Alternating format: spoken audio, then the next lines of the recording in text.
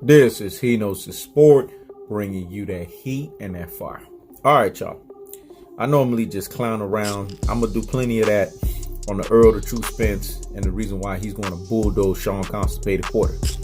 That series is there. Lay around for it. It's going to offend the Sean Constipated Porter fanboys. It is what it is. Now, let's get a little serious.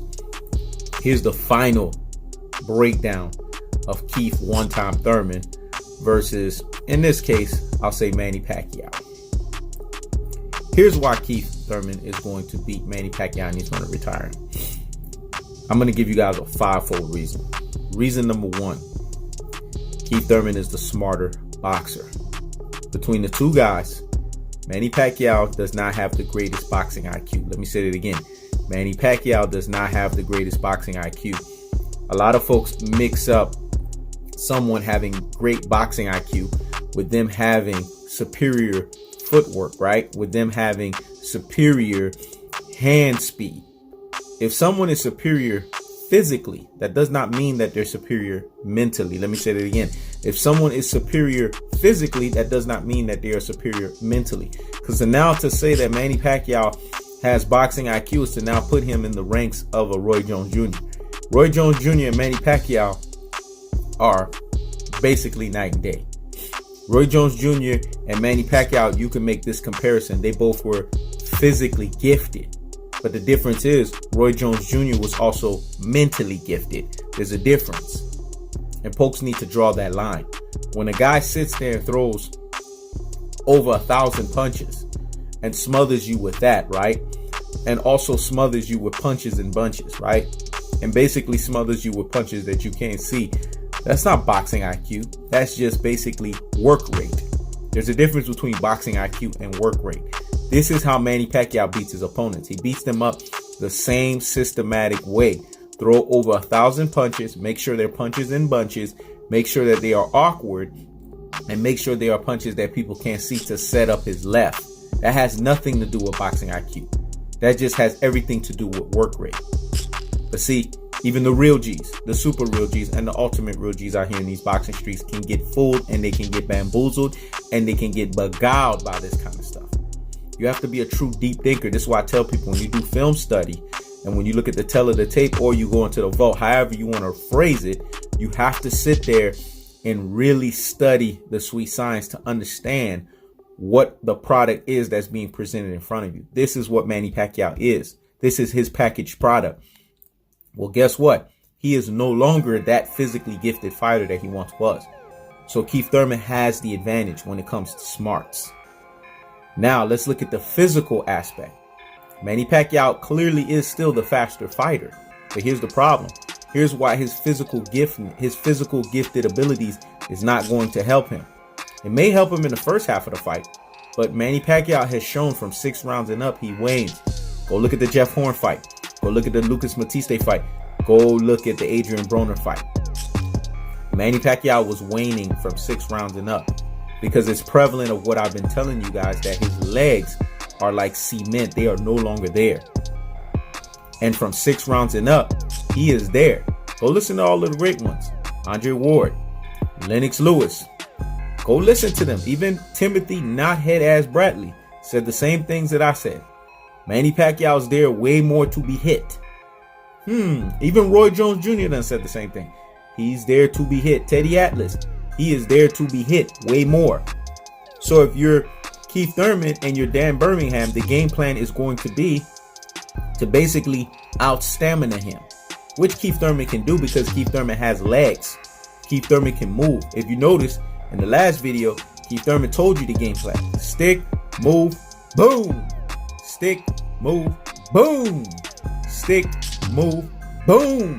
That's the strategy that he is going to employ when he fights against Manny Pacquiao. He's going to stick, he's going to move, and then like those napalms, he's going to drop the boom. I'm going to say it again.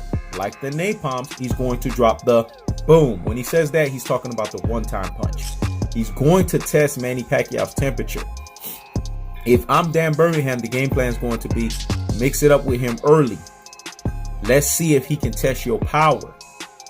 And if he can test your power, at the same time, you also want to test yourself against his power.